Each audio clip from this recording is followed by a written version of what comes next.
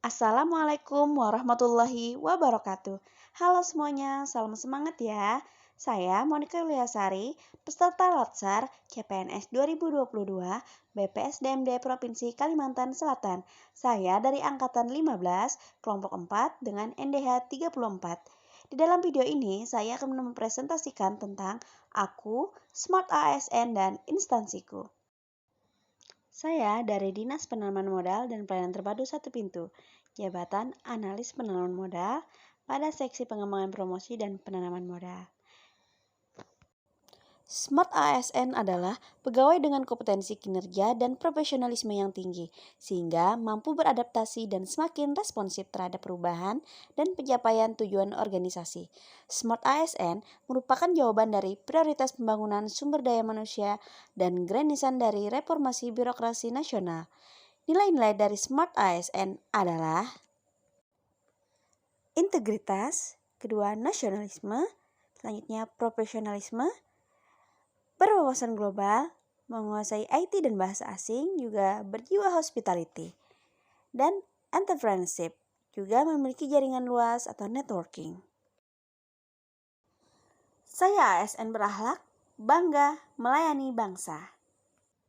Saya bekerja di Dinas Penanaman Modal Pelayanan Terpadu Satu Pintu Kabupaten Banjar yang beralamat di Jalan Jenderal Ahmad Yani, nomor 6A KM 40, Cindalus, Martapura, Dinas Penanaman Modal dan Pelayanan Terpadu Satu Pintu Kabupaten Banjar berdiri berdasarkan Perda nomor 13 tahun 2016 tentang pembentukan dan susunan perangkat daerah Kabupaten Banjar. Sebelum berdirinya Dinas Penanaman Modal dan Pelayanan Terpadu Satu Pintu Kabupaten Banjar, ini adalah Badan Koordinasi Penanaman Modal dan Pelayanan Perizinan Terpadu atau BKP MPPT Kabupaten Banjar yang dibentuk berdasarkan Perda nomor 16 tahun 2012 tentang perubahan ketiga atas Peraturan Daerah Kabupaten Banjar nomor 9 tahun 2008 yang sebelumnya adalah Badan Pelayanan Perizinan Terpadu yang dibentuk berdasarkan Peraturan Daerah Kabupaten Banjar tahun 2008. Dengan berkembangnya keorganisasian, maka yang dulu Badan Koordinasi Penanaman Modal dan Pelayanan Perizinan Terpadu sekarang menjadi Dinas Penanaman Modal dan Pelayanan Terpadu Satu Pintu Kabupaten Banjar. Struktur organisasi di Dinas Penanaman Modal dan Pelayanan Terpadu Satu Pintu Kabupaten Banjar terdiri dari Kepala Dinas Penanaman Modal dan Pelayanan Terpadu Satu Pintu atau PLT, Sekretariat Subbagian Umum Kepegawaian, Bagian Keuangan, dan Bagian Perencanaan. Juga ada bidang penanaman modal, bidang pengendalian pelaksanaan penanaman modal dan informasi penanaman modal, bidang reklame, informasi dan pengaduan, bidang perizinan jasa usaha, dan bidang perizinan tertentu. Tugas dari Dinas Penanaman Modal dan Pelayanan Terpadu Satu Pintu Kabupaten Banjar melalui Peraturan Daerah Nomor 70 Tahun 2016 yaitu adalah melaksanakan penyusunan dan pelaksanaan kebijakan daerah di bidang pelayanan perizinan yang meliputi informasi dan pengaduan, perizinan jasa usaha, dan perizinan tertentu.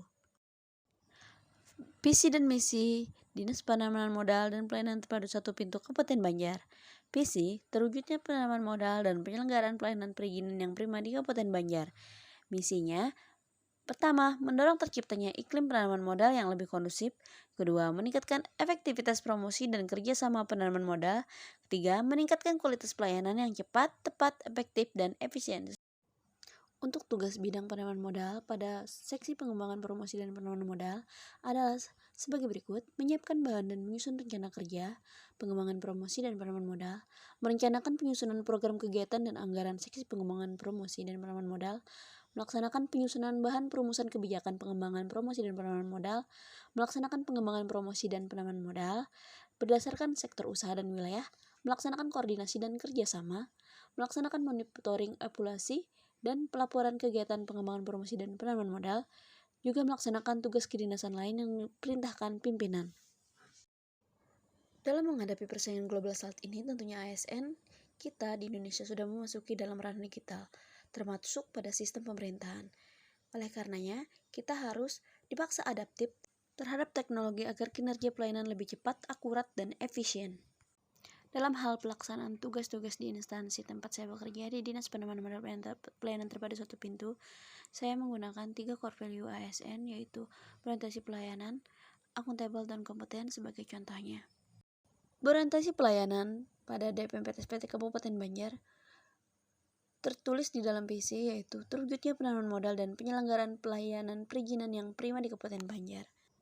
Melakukan pelayanan dengan cara pelayanan yang sederhana, secara mudah, cepat, dan tidak berbelit-belit, memberikan kejelasan dan kepastian prosedur pelayanan, rincian biaya dan jadwal waktu penyelesaian, juga keterbukaan, sehingga masyarakat mudah memahami proses pelayanan. Dalam core value berakhlak akuntabel, dalam tugas pengembangan promosi penanaman modal, bisa disebutkan saya di sini melakukan penyusunan bahan perumusan, kebijakan pengembangan promosi, menyiapkan bahan penyusunan rencana kerja pengembangan promosi atas suruhan atasan, dan juga melaksanakan tugas kedinasan lain yang diperintahkan pimpinan. Di dalam nilai dasar akuntabel, tidak boleh kita menyalahgunakan kewenangan jabatan, misalkan kita mempermudah perizinan investor demi kepentingan pribadi, dan kita juga harus dalam hal menggunakan fasilitas kantor dan negara harus secara efektif dan efisien. Di dalam core value ASN kompeten dan tugas saya sebagai analis penanaman modal di DPMPTSP, saya harus terus meningkatkan kompetensi diri untuk menjawab semua tantangan yang selalu berubah di lingkup DPMPTSP, terutama pelayanan perizinan yang sekarang sudah berbasis online.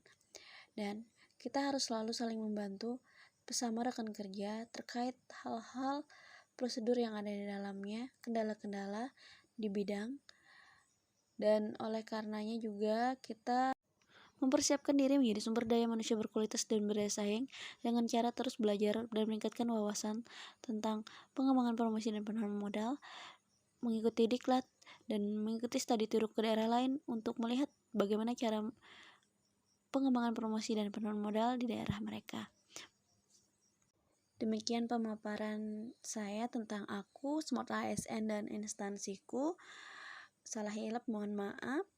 Terima kasih yang sudah menyaksikan. Wassalamualaikum warahmatullahi wabarakatuh.